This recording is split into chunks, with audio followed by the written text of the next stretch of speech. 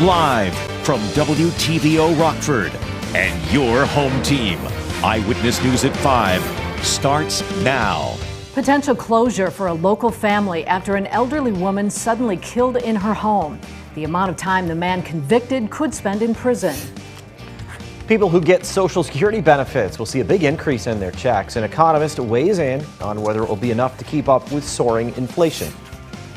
And a popular State Line event is back in full swing as it celebrates the work of some local artists. Good evening, I'm Mimi Murphy. And I'm Eric Wilson. A Machesney Park man who killed a woman last year had a sentence hearing today. Shane Bauma is facing 20 years to life in prison. Bauma pleaded guilty last month. He'd been facing robbery and first-degree murder charges. He admits to breaking into 74-year-old Ellen Marsh's home last January, strangling her before stealing items from her house. He also said he was hiding from investigators after his girlfriend reported him for domestic battery. Bauma's sentence will be read next Friday. Reporter Jim Haggerty was in the courtroom today, and Jim Bauma did attend a sentencing hearing today, but he wasn't actually sentenced today. That's true. Judge Brendan Maher decided to take everything he heard today under advisement and set this for sentencing next Friday. Oh, in Illinois, maximum sentence for first-degree murder is typically 60 years. Why does he also face the possibility of life here? Well, Judge Maher could rule that Mr. Bauma's actions were especially heinous, and because Mrs. Marsh was an elderly victim, he could go to prison for the rest of his life. Now, he did address the court today. Did he apologize? He did. He apologized to the family, and he also called himself a monster and a poison on society. And what about the remaining charges in this case? There's what, robbery, sexual assault. Are those related to this case? They are. Mr. Bauma is accused of raping Mrs. Marsh and then staging the scene to look like a robbery or a break-in.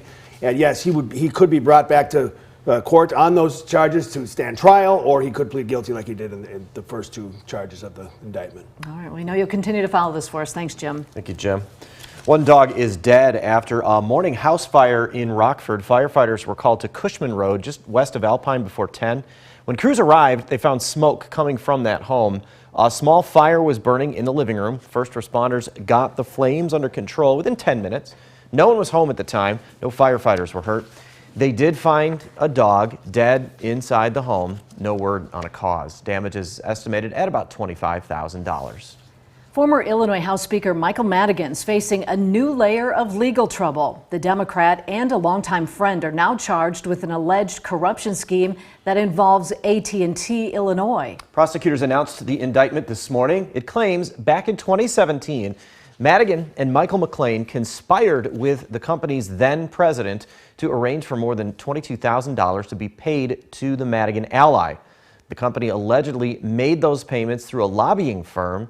Investigators say that move was designed to conceal the true nature of the payments, which prosecutors believe was to influence and reward Madigan's efforts to help with legislation. Madigan was originally indicted on racketeering and bribery charges involving ComEd. The former AT&T Illinois president, Paul LaSchiazza, is charged with participating in the conspiracy.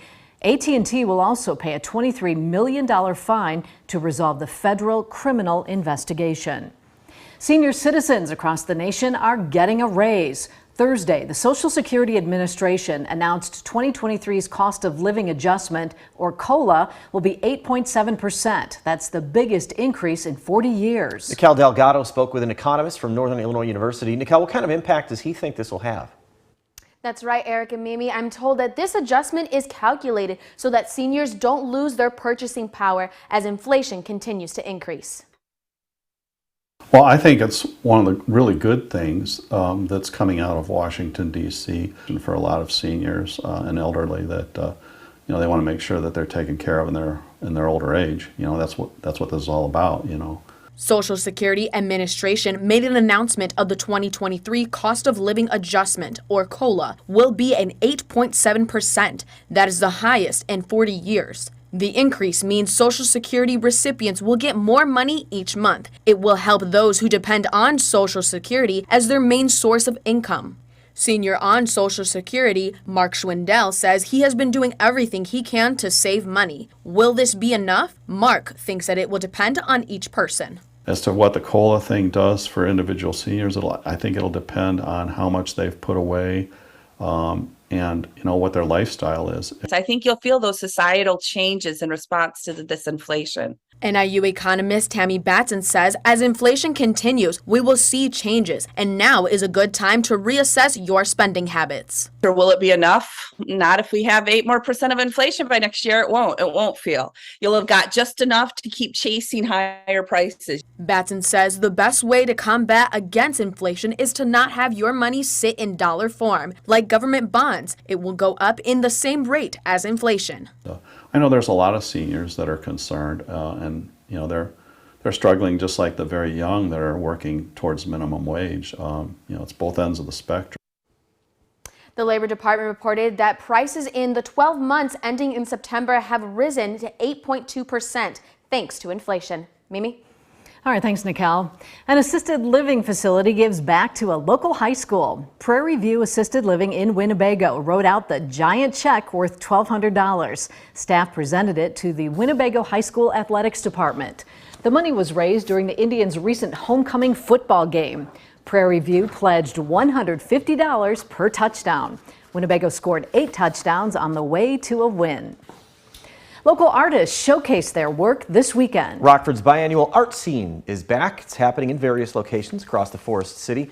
The event features jewelry, painting, sculptures, prints, and photography. Admission is free. The Rockford Area Arts Council is host. Art scene runs until 9 tonight and again tomorrow from 4 to 9 p.m. We have more details on our website, mystateline.com. The potential for a nationwide rail strike is back. Coming up, the White House takes more steps to prevent one. And the midterms are only weeks away. One organization hopes to get Gen Zers to vote. Coming up at 6, how they hope the youth push voting numbers to record highs.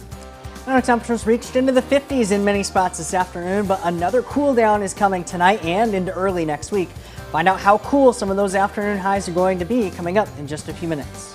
You're watching Eyewitness News, your home team with Eric Wilson, Mimi Murphy, Scott Leber, and meteorologist Jordan Wolf. The White House is concerned about the possibility of a railroad workers' strike that could cripple the economy. This comes as one of the top railroad unions rejected its deal with freight railroads earlier this week. Washington correspondent Rashad Hudson has more. Fears of a crippling rail strike are back after the country's third largest freight rail workers union rejected a temporary agreement brokered by the Biden administration. They want sick days. The Brotherhood of Maintenance of Way Employees Division says the deal doesn't include enough paid sick time or improve working conditions. It's a move Mary Lee Taylor with Rail Workers United supports. I think the last thing you want is me fatigued running 20,000 tons of crude oil. Taylor says rail companies are putting profits over the safety of their employees. It's unmitigated greed. They had stock buybacks. The rejection is a blow to the Biden administration that spent 20 straight hours negotiating the deal last month. Now the White House is concerned about the impact even the threat of striking could have on the economy. We have to get it resolved. It is not acceptable to have a strike right now as things are so fragile. Energy Secretary Jennifer Granholm says a strike would especially be bad for the energy sector. We don't want prices to go up for home heating, for example. President Biden is directing the Secretary of Labor to help cool off tensions because preventing a strike will require unanimous support from all 12 unions for any agreement. But if there isn't a deal by November 19th, those unions say they are ready for a shutdown. Reporting in Washington, Rashad Hudson. The actor known to generations as Hagrid from the Harry Potter films has passed away. Actor Robbie Coltrane enjoyed a long career in film and TV. He could play comedy or drama, and in his long career, he co-starred in 2 James Bond films in the Pierce Brosnan era and had a long-running award-winning crime show on British TV. But he's best known as Hogwarts' giant beast keeper, Hagrid. He passed away earlier today at a hospital in Scotland. A cause of death has not been released. Robbie Coltrane was 72. It was a cloudy, breezy day to end the work week. Coming up, Jordan shows us the rain chances we have this evening, and the cool weather isn't leaving anytime soon. Now, your first warned weather forecast from meteorologist Jordan Wolf. Well, it's been a fairly cold and windy day here today across the state line. Many locations made it up into the mid and even upper 50s earlier today, but we've since dropped back quite a bit. And even notice out to the northwest, Galena is already down to 41 degrees, Monroe 43, Rockford still holding on to 50 degrees though, but that cold front slowly working its way through, and that's dropping temperatures down and also bringing winds up quite a bit as well. We're already seeing those wind speeds up close to 20 miles an hour, now shifting out of the northwest. Those wind gusts close to 30, even 35, even close to 45 miles an hour. Notice the Rockford one peaking at nearly 45 miles an hour for those wind gusts. That, in addition with the very dry conditions that we have at the surface here, with dew points down into the 30s and even a couple of spots in the 20s, could lead to some elevated fire risk this evening. So any outdoor burning is strongly discouraged because any fires that ignite in these conditions could very quickly spread. In addition to those winds, we're also seeing an increase in coverage with rain chances working in. Some trace amounts of snowfall across parts of Wisconsin. Just rain here locally across the state line with that cold front. Locally, we are seeing those rain chances working their way through, but gradually will taper off into the rest of this evening. We're actually looking at fairly clear conditions by the time we get into later on tonight. Here's what we're looking at with SkyTrack camera out there in Freeport, the Park Hills Golf Course. Still seeing those winds picking up as well as those gloomier conditions, and a couple of our SkyTrack cameras have picked up a little bit of those rain showers reaching the surface despite the dry conditions. Those clear skies behind the cold front will cool us down all the way back down into the low 30s. Another freeze warning is in effect for many of us across the state line. The only locations not included in that are because they are out of the season to be issuing those, but those temperatures still could fall near that freezing mark across the entire state line, including here in Rockford down to 32 degrees. Clearing out conditions those we get later on into the evening. Winds still remaining a pretty big factor there out of the west. Tomorrow we get a little bit more sunshine than we had today, but temperatures do not get as warm as we were today, only topping out in the low 50s. Still holding on to quite a bit of those winds though as well. Here's what we're looking at with Futurecast. We continue to see those skies clearing behind those rain chances. By the time we get to around 8 or 9 o'clock tonight, I think most of us will be done with the rain. Maybe an isolated chance beyond that, but by the time we get into later on into the evening and overnight hours, we are looking at clear skies and temperatures falling pretty quickly behind that as well. We are going to continue to see that cooler pattern remaining in place still into the 50s for the rest of the weekend. In the 40s even for Monday, Tuesday, and Wednesday. Average high temperatures around this time of year should be a lot closer to the low 60s. This air that we are going to see early next week is something we would typically see in the middle to even end of November. So that's actually some fairly cool air that we would normally not expect to see quite this early in the season. 7-day forecast reflecting them as well. Still in the 50s here for the next couple of days. A very isolated chance for some rain showers there on Sunday. We're back down into the 40s, and then we're back up even close to that 60-degree mark, guys, by the time we get into the end of next week. Mid-50s will feel warm by the time we get to the end of that 7-day. Jordan, thanks. Scott Lever's in next with sports. He'll join us live from Boylan's Titan Stadium, where Boylan and Guilford square off in our Game of the Week. Now sports with Sports Director Scott Lever. I'm in Boylan's house, Titan Stadium, for the biggest Nick 10 football game of the night tonight. The 6-1 Boylan Titans will be hosting the 6-1 Guilford Vikings. A lot on the line here tonight. The loser of this game can probably kiss the Nick 10 championship goodbye. But it's been a long time since we've seen a Boylan-Guilford matchup with so much meaning behind it in this one. The winner could find itself at the end of the night tied for first place with Belvedere North. We'll see what happens with their game. The loser, as I said, well, could be in deep trouble. The Titans have been collecting Nick 10 championships for years. They are loaded again this year with talent. Guilford's the team that has snuck up on some people after winning only 2 games last year. That's right, just 2 games. The Vikings have a deep roster. They play as physical as any team in the Nick 10. They have the conference's leading rusher in Javon Jones. But the biggest difference, in my opinion, has been the addition of quarterback Skylar Wolf. He transferred over from Rockford Lutheran back in January. He has a strong arm, and he's given Guilford a legitimate passing game for the first time in many years, and that makes Guilford very difficult to defend. I think any time that you could be a dual threat team, run and pass, it's tougher to defend. You know, I'm an O-lineman. I love running the ball. Don't get me wrong, but it's tough to run it if you're blocking 6 on 8 or 6 on 7. You got to be able to keep teams honest. I think he's made a great impact in our offense because, I mean, last year we couldn't pass the ball as good because we didn't have a great quarterback. I mean, he was good, but I think Skylar really brings it. back in junior Connor Dennis, but the Titans are well aware of what Skylar Wolf can do.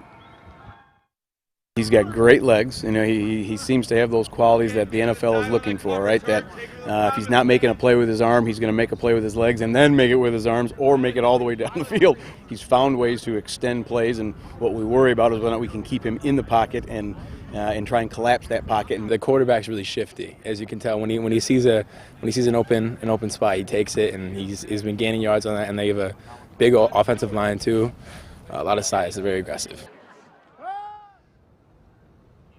And the other game that everybody here tonight will be very curious about is Belvedere North playing at Harlem. Belvedere North right now still is in first place, and they're the team the Titans and the Vikings are trying to catch. They're 7-0. They're strong in all three phases of the game. Harlem's kind of hit the skids in recent weeks. They've been hampered by some injuries. They have fallen out of the Nick 10 race, but the Huskies are still a threat. Reagan Holgate and I will have highlights of these two games and many more tonight, coming your way at 11 o'clock on Overtime on Fox 39. One final win in the baseball playoffs today. The Cleveland Guardians knocked off the New York Yankees 4-2 in 10 innings. That series is now tied up at a game apiece. That's sports. We'll be right back.